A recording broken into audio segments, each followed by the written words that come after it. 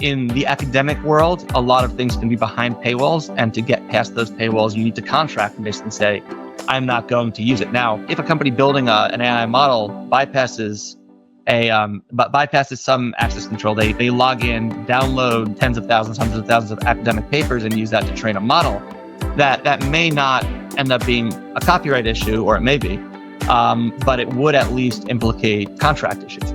So there would be a cause of action there. So you can create other causes of action in that sense. One of the cases we didn't talk about was the Getty case, where they showed that image outputs showed their logo on it because so much of the underlying training materials had the Getty logo on it. That created or implicated a trademark issue as well.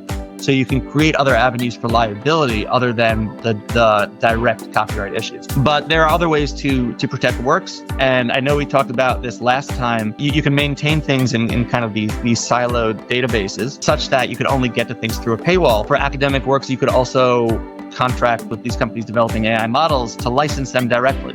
If you're licensing your works, and we didn't really talk about the market for the underlying works from a perspective of licensing corpuses, but if you could show that the same corpus of work that's being pirated is also available for licensing for that same purpose.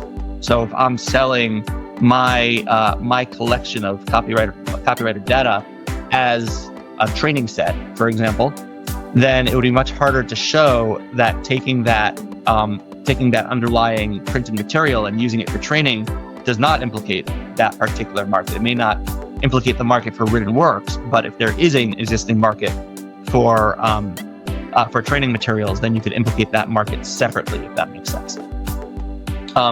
So generally, a focus could be on managing your ability to contract for access to your materials.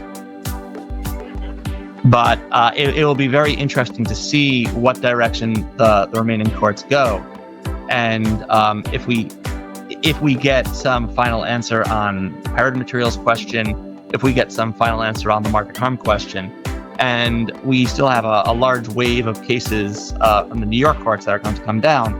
And if they end up taking a different approach than the California courts did, then it'll be interesting to see how the Supreme Court ultimately handles this, or how the higher courts take it.